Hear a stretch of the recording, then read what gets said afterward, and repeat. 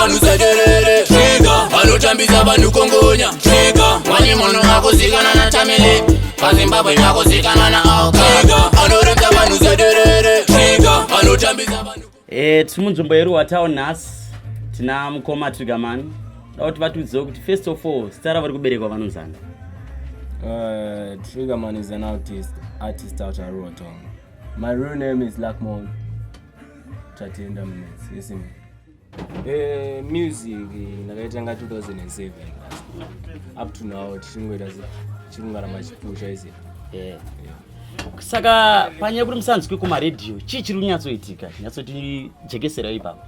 Yemaredhiyo yeparedhiyo hakusi kugona hatisi kugona nditi kugona tinge tichigona but manje inyaya yemukana kana kuti mari wawana because zvinenge zvichiitika nezvekuti iwewe kuti urire kuredhiyo inyaya yekuti unenge waita se wabvisa something kana kuti una manager anenge achikupusha anenge achibudisawo something kuti uite se urire unless kana waita se wakwanisa kurova hit kumageto use rakafamba zveforce vanokuridza because inenge inyaya yekuti se yekuti ngoma rako ratoita se ratobuda pasina there's no drawback yekuti chinokwanisa kumisa pane pasina.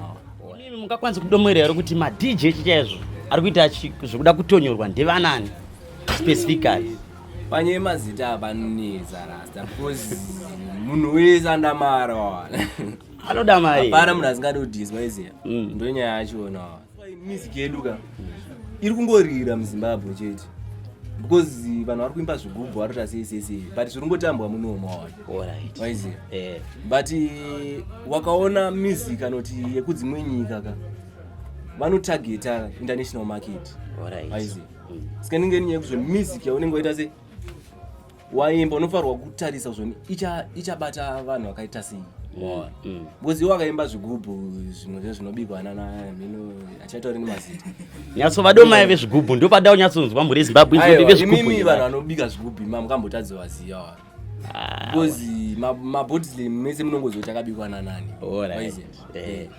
Alright. Toenda panyaya yepatwa. Munoti chini ya Zimdancehall pano imba patwa including mimi ndo zamu chimbo patwa. Munoti chini nyaya hiyo? Patwa manje Zimdancehall muna munhu anoimba patwa. But manje nyaya kuti patwa checheyo hapana anoigona wana. Because wakadotasa kuJamaica ka. Vaive vamwe maJamaicans anauka line vanoimba English. But inyaya kuti zvoni rurimi rwavo. Ona. But manje munozongono vamwe ana sede chapter mino vanenge vachiita imwe waiziya. But wakadonyatsodzika ka zvimwe zvinhu zvinenge chiimbwa kazvireve chino. Azvireve chino. Nyatsoti domwerewo mazita kana zvichiita ava vari kuimba patwa yaisinzwisika. Uri tombopa example. Kana uchiti sede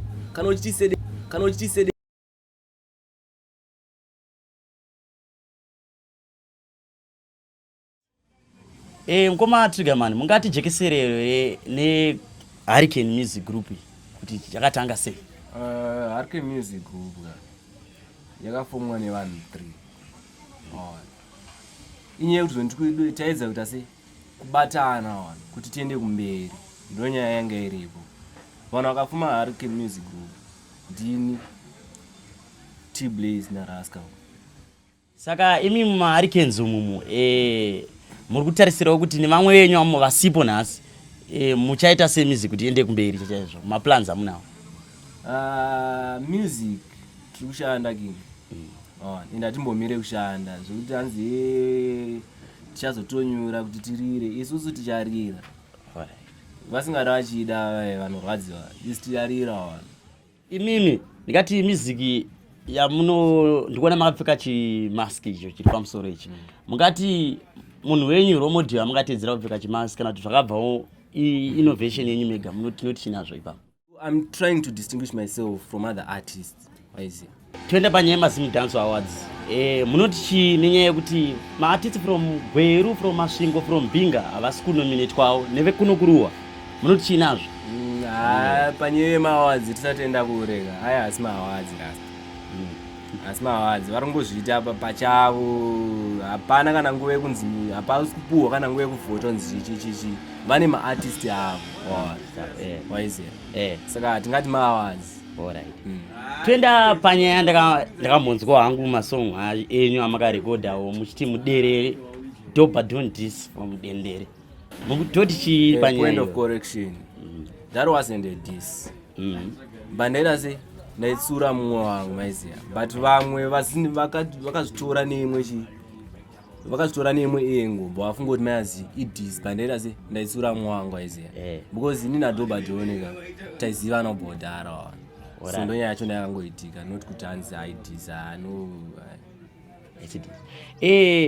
Dobba Don takanzwa nyaya kunzi munoti nyaya kuti akati ndakurira kumfakosi muri wa muri mandabvara ndamukurira munoti nyaya iyoyo munga makakura naDobba Don sezvamataura panyaya iyoyo ndakakura naDobba Don maybe pangari mudiki pamwe ndopaigara kumfakosi ati hapana ngaziye, but paakauya muno pakatanga music anga ari muno ende naDobba Don taigara tiri yesa tese chitaseseseraita nanampida chichichiwaiziya saka tikati menu ndosaka tichizoni sometimes ina ndikusi kundoshanda necontroversy, but manje vanhu vakutozvenitese ndishande necontroversy because vamwe vakundivengera kutaura chokwadi but tiuchi ina nditye izvozvo handimiswe neizvozvo because unongokuita hapana papa achina pauchazomboisira kana chitima roadblock asekuru chinongopfuura chingoenda tombodzokera paishu yemuderere.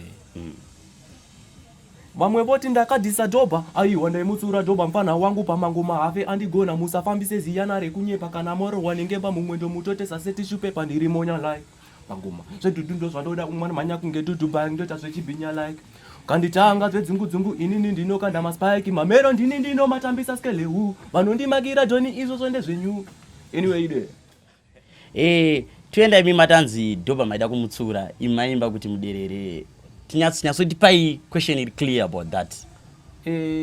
Wakanyatsoteerera that song paintro handiti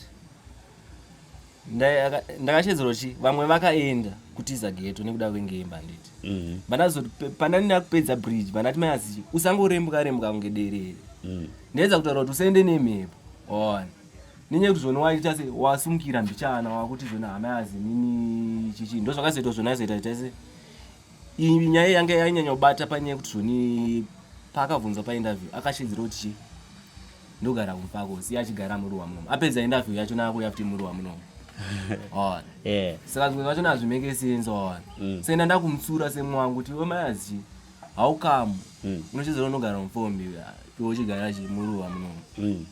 Alright. Saka imimi daumbobvunza kuti mukazoita kambiri kana tumasenzi hamuzotizewo geto here? Ngadende ndotiza ndakangotiza kudhara wana plus aina handisi mmero stereka wana. Zvese zvamatara kuti Dobba vakatiza geto munoti chine neizvozvozvo nevanhu vakaita seiva vanotiza geto?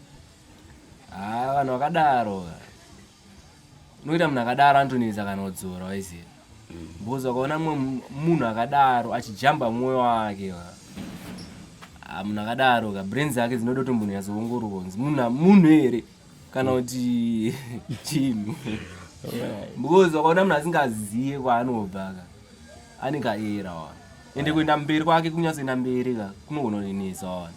Zvino ungakwanise here although pane zvakamboitika naDobba Don kuita collab naDobba Don kana iye achida amene zvingaita kana iye akauya achida togona kungoita wana kwete zvoni iye andiudza zvonani zvoni kana kuti ndoenda unoti mukoma ndoda collabo kana ndipaona kuda collabo aiwa hazvife zvakaitika mukoma Trigger.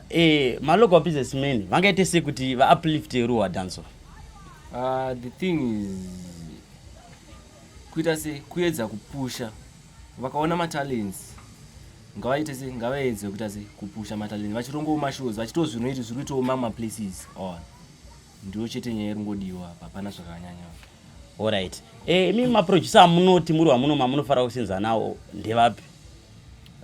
Pamaproducer apa the likes of Jomao, 6 Beats, Jankil, Rudman. Yeah. Ndiwani kangukwasotara nezvafona. Alright. Toenda panyaya yetrikire yenyu ronzi kuwawera ndakanzwawo rinenge rinekawa international feeling like munoti chine music yakadaro vamwe vatanzi mukutedzera mino zvakamira pa point of correction ritori international feeling because like tingatichi munhu wese wakatumira kana Australia UK what vanokwanisa kunzwa zvondiri kuti chii on ndikuedza kupromota music yangu asi kudongozvoni ingorira muZimbabwe chete kuti zvoni itoita crossover on Alright. First of all, I want to say big up to H.M.G. Ayo Rascal, Pistol, Ayo Rizzy, Ayo T-Blaze.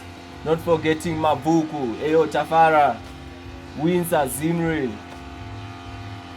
Marondera, Goromonzi. Ndisingakanganwe kwa Dobba, kuruwa John. Kwakajambwa na Dobba John. Laizi. Ayo, Marasta Paspa, Messi. Pa George mawindi mese ndokusimbisa Isaya eyo Joma 6 beats Dan Killer yo Rude anyway they big up on yourself yo Fez a Prime anotambisa vanhu kongonya wani munhu akuzikanwa na tamele paZimbabwe akuzikanwa na auka